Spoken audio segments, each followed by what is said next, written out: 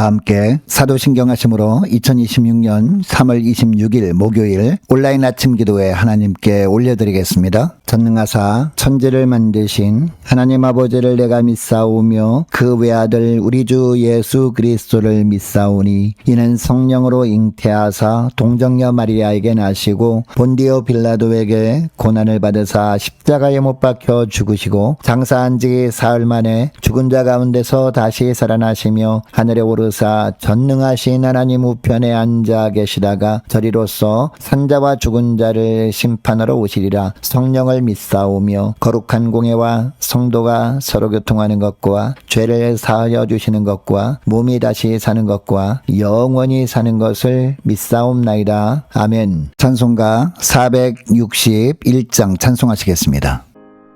십자가를 질 수 있나 주가 물어보실 때 죽기까지 따르오리 성도 대답하였다.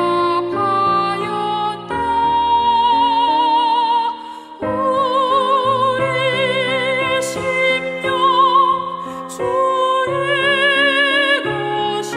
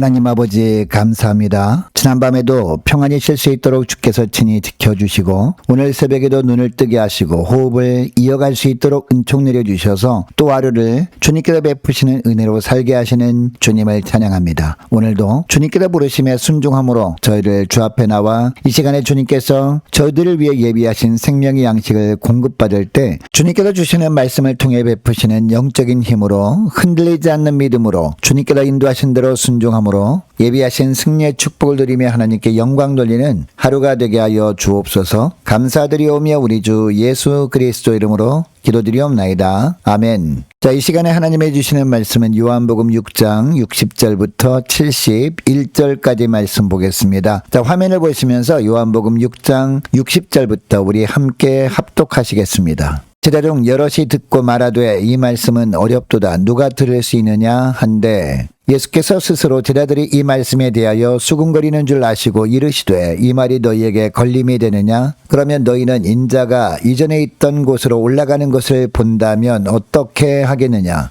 살리는 것은 영이니 육은 무익하니라. 내가 너희에게 이른 말은 영이요 생명이라. 그러나 너희 중에 믿지 아니하는 자들이 있느니라 하시니 이는 예수께서 믿지 아니하는 자들이 누구며 자기를 팔 자가 누구인지 처음부터 아심이로라. 또 이르시되 그러므로 전에 너희에게 말하기를 내 아버지께서 오게 하여 주지 아니하시면 누구든지 내게 올 수 없다 하였노라 하시니라. 그때부터 그의 제자 중에서 많은 사람이 떠나가고 다시 그와 함께 다니지 아니하더라. 예수께서 12제자에게 이르시되 너희도 가려느냐? 시몬 베드로가 대답하되 주여 영생의 말씀이 주께 있사오니 우리가 누구에게로 가오리이까? 우리가 주는 하나님의 거룩하신 자이신 줄 믿고 알았사옵나이다. 예수께서 대답하시되 내가 너희 12를 택하지 아니하였느냐? 그러나 너희 중에 한 사람은 마귀니라 하시니 이 말씀은 가룟 시몬의 아들 유다를 가리키심이라. 그는 12 중에 하나로 예수를 팔 자로라. 아멘. 여러분, 옛날 예수님을 처음 우리가 만났을 때 다들 주님을 향한 뜨거운 마음이 있었을 겁니다. 말씀이 들릴 때마다 가슴이 벅차 올랐을 겁니다. 예배 시간이 너무나 기다려졌을 겁니다. 그런데 어느 순간부터 주님을 향한 뜨거운 마음이 점점 식어지면서 말씀이 부담스럽게 느껴집니다. 더 나아가 신앙생활이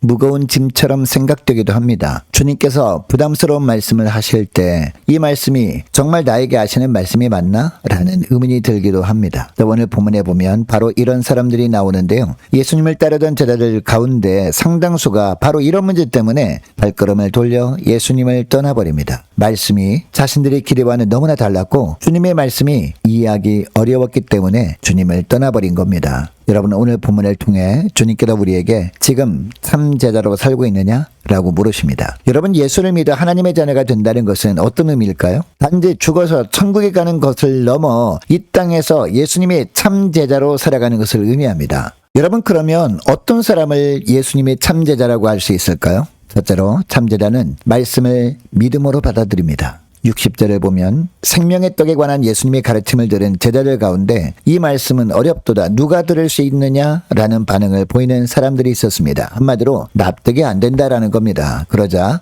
61절을 보면 예수님께서 이 말이 너희에게 걸림이 되느냐? 라고 하십니다. 예수님께서 구원의 진리를 가르쳐 주셨는데 오히려 그것이 그들에게는 걸림돌이 되고 있는 것이 너무나 안타까우셨던 겁니다. 여러분, 왜 예수님의 말씀이 그들에게 걸림돌이 되었을까요? 그들이 영적인 일에는 관심이 없고 오직 예수님을 통해 육신의 필요가 채워지는 일만 구했기 때문입니다. 그래서 예수님께서 뭐라고 하십니까? 63절을 보니까 살리는 것은 영이니 육은 무익하니라. 내가 너희에게 이런 말은 영이요 생명이라 라고 하십니다. 여러분, 참 제자는 귀에 듣기 좋고 이해되는 말씀만 골라 받아들이는 사람이 아닙니다. 때로는 내 상식과 부딪히고 감당하기 버겁게 느껴지는 말씀일지라도 그것이 나를 살리는 생명의 말씀임을 믿고 겸손히 받아들이는 사람, 이런 사람이 예수님의 참 제자라고 할 수 있습니다. 여러분, 주님의 말씀은 우리의 이성을 뛰어넘습니다. 그러므로 말씀이 어렵다는 핑계로 불순종을 합리화하지 말고 성령의 도우심으로 무릎을 꿇고 주님의 말씀이 나를 살립니다 고백하며 주님의 말씀을 믿음으로 받아들이시는 주님의 참 제자들이 다 될 수 있기를 축복합니다. 둘째로 예수님의 참 제자는 어떤 상황에서도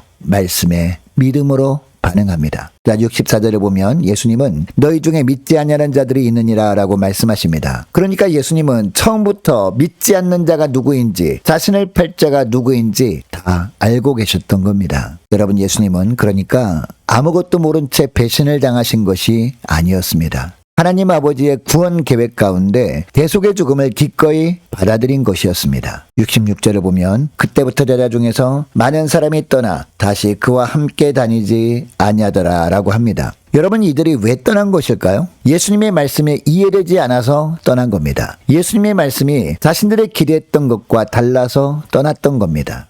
예수님이 자신들의 육신의 유익을 채워줄 것을 기대할 수 없어서 떠나버린 겁니다. 그러니까 그동안 상황이 자신들에게 유리해 보일 때만 예수님을 따랐던 자들이었습니다. 여러분, 참제자의 기준이 바로 여기서 드러납니다. 참제자는 상황이 좋을 때만 예수님을 따르는 자가 아닙니다. 예수님의 말씀에 이해하기 어려운 상황 앞에서도 하나님의 주권을 인정하며 감정이 아닌 믿음으로 반응함으로 말미암아 제자의 자리를 지키는 사람이 예수님이 참 제자입니다. 여러분, 오늘도 우리 앞에는 수많은 상황이 펼쳐질 겁니다. 말씀이 불편하게 느껴지는 순간, 신앙이 손해처럼 여겨지는 순간이 올 수도 있습니다. 바로 그 순간이 내가 참 제자인지 아닌지를 드러나는 시간입니다. 어떤 상황에서도 주님의 말씀에 믿음으로 반응하며 제자의 자리를 끝까지 지켜내시는 저와 여러분 되시기를 축복합니다. 셋째로, 참제자는 오직 주님의 말씀만을 들고 따릅니다. 여러분, 많은 이들이 떠나간 이후에 예수님은 12제자에게 너희도 가려느냐?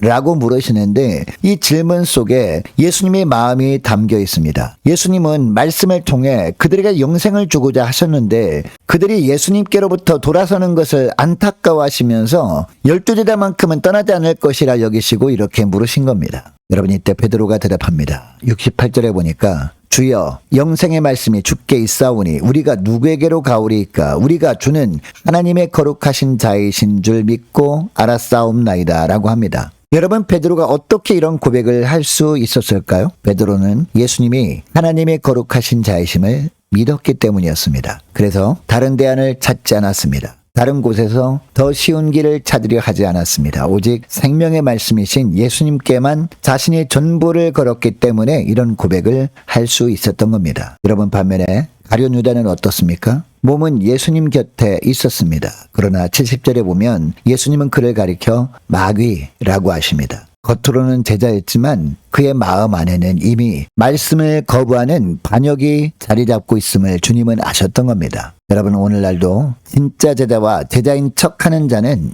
영생의 말씀이신 예수님을 선택하느냐 그렇지 않느냐 이 기준으로 구별됩니다. 여러분, 고린도전서 1장 18절 말씀을 보면 짝의 도가 멸망하는 자들에게는 미련한 것이지만 구원을 얻는 우리에게는 하나님의 능력이라고 합니다. 세상적인 유익이 될 때만 주님을 따르려는 풍조에 휩쓸리지 말고 어떤 상황에서도 오직 예수님의 말씀만을 붙들고 따르는 참 제자로 살아가시는 저와 여러분 되시기를 축복합니다. 여러분, 참 제자는 말씀이 어렵고 부담스럽게 느껴져도 믿음으로 받아들이는 사람입니다. 상황이 불리하고 감당하기 힘든 순간에도 믿음으로 반응하며 제자의 자리를 지키는 사람, 이런 사람이 예수님의 참 제자입니다. 그리고 세상의 유혹과 시련 속에서도 저에게는 오직 예수님뿐입니다 라고 고백하면서 말씀을 끝까지 붙들고 따르는 사람, 이런 사람이 바로 예수님의 참 제자입니다. 주여, 영생의 말씀이 주께 있사오니 우리가 누구에게로 가오리까? 이 베드로의 고백이 오늘 저와 여러분 모두의 고백이 되시기를 축복합니다. 자, 오늘 말씀을 기억하고 이 시간에 기도할 때 이렇게 기도했으면 좋겠습니다. 하나님, 주님께서 말씀하실 때마다 그 말씀을 믿음으로 받아들이고 말씀에 믿음으로 반응하며 주님의 말씀을 지키고 따르는 예수님의 참 제자로 살아가게 하여 주옵소서. 간절히 기도하는 이 새벽 될 수 있기를 축복합니다. 계속해서 기도하기를 원하는 것은 오늘 이기호 집사님 어머니 장례 문상 잘 다녀오도록 기도해 주시기 바라고, 목요 전도단 위에서 함께 기도하기를 원합니다. 오는 주일 종려주일 예배를 위해서, 다음 주 고난주간 특별 새벽 기도회를 위해서 함께 기도하기를 원합니다. 각 구역 식구들과 자녀들을 위해서, 남녀 전도회 청년부 임력원들을 위해서, 교회 재정을 위해서 함께 기도하기를 원하고, 유초등부 중고등부 청년부를 위해서, 남녀 전도회와 각 구역을 위해서, 우리 구역장들과 권찰들을 위해서 함께 기도하기를 원합니다. 또 많은 환우들이 있습니다. 환우들 위해서 기도해 주시기 바랍니다. 특별히 우리 김주원 자매님, 허병희 집사님 위해서 기도해 주시기 바랍니다. 취업을 앞둔 청년들을 위해서, 선교사님들, 가정들, 그리고 나라와 민족을 위해서 함께 기도하기를 원하고, 우리 교회 앞날을 위해서 저와 여러분이 가지고 나온 기도 제목을 놓고 이 시간에 함께 기도하기를 원합니다. 기도하겠습니다.